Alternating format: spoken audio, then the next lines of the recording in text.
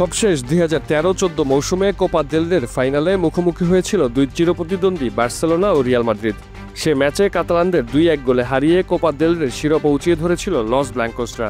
এরপর এই টুর্নামেন্টে এখন পর্যন্ত বার্সা 5 বার এবং রিয়াল 1 বার কোপা দেল রের শিরোপা জিতলেও ফাইনালে দেখা হয়নি দুই দলের। 11 বছর পর আবারও এই টুর্নামেন্টের শিরোপা জয়ের ম্যাচে মুখোমুখি হতে যাচ্ছে এই দুই স্প্যানিশ জায়ান্ট। শিরোপার লড়াইয়ে আজ এস্তাদিও লা কার্তুজা দি সেভিলায় বাংলাদেশ সময় রাত 2টায় মাঠে নামবে বার্সেলোনা রিয়াল মাদ্রিদ। সাম্প্রতিক পারফরমেন্সে কার্লো আনচেলত্তির দলের চেয়ে ঢের এগিয়ে হ্যান্সি ফ্লিকের দল। ইনজুরি রিয়ালকে ভোগাচ্ছে ভালোভাবেই। বুধবার রাতে গেটাফের বিপক্ষে ইনজুরিতে পড়েছেন মিডফিল্ডার কামাভিঙ্গা ও ডিফেন্ডার ডেভিড আলাবা, যার কারণে এই ম্যাচে খেলতে পারবেন না এই দুই রিয়াল তারকা। এছাড়াও আক্রমণ ভাগের দুই গুরুত্বপূর্ণ সদস্য রদ্রিগো ও ভিনিসিয়াসের অফ ফর্ম দলের দুশ্চিন্তার অন্যতম কারণ।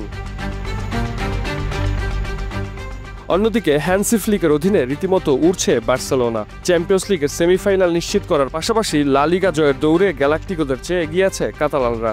এদিকে ইনজুরির কারণে এই ম্যাচে খেলতে পারবেন না লা লিগায় চলতি মৌসুমে সর্বোচ্চ গোলদাতা বার্সা ফরওয়ার্ড লেভানডস্কি। অন্যদিকে ফাইনালের আগে দেখা দিয়েছে নতুন জটিলতা। স্প্যানিশ ফুটবল ফেডারেশনের কাছে ম্যাচের রেফারি রিকার্দো বেনগোচোয়াকে পাল্টানোর অনুরোধ করেছিল রিয়াল। তা করতে স্প্যানিশ ফুটবল ফেডারেশন অস্বীকৃতি জানালে নির্ধারিত সময়ে অনুশীলনে আসেনি রিয়াল মাদ্রিদ। বাতিল করেছে নির্ধারিত সংবাদ সম্মেলন থেকে শুরু করে যাবতীয় আনুষ্ঠানিকতা। স্প্যানিশ একাধিক সংবাদ মাধ্যমের খবর, কোপা দেল রের ফাইনালি বয়কট করার ভাবনায় আছে রিয়াল মাদ্রিদ। কিন্তু কেন এই রেফারি পরিবর্তনের দাবি তুলেছে রিয়াল মাদ্রিদ? উত্তর জানতে হলে একটু পিছিয়ে যেতে হবে। কোপা দেল রে ফাইনালের জন্য বেনগোচোয়ার মূল রেফারির দায়িত্বে থাকবেন। এটা ঠিক হওয়ার পরে রিয়াল মাদ্রিদ টিভিতে এই রেফারিকে নিয়ে একটি বিশ্লেষণধর্মী ভিডিও প্রকাশ করা হয়। সেই ভিডিওতে রিয়ালের বিপক্ষে ম্যাচে রেফারির অতীত ভুলগুলো নিয়ে কাটাছেঁড়া করা হয়। এর নেতিবাচক প্রভাব পড়ে বেনগোচোয়ার ব্যক্তিগত জীবনে।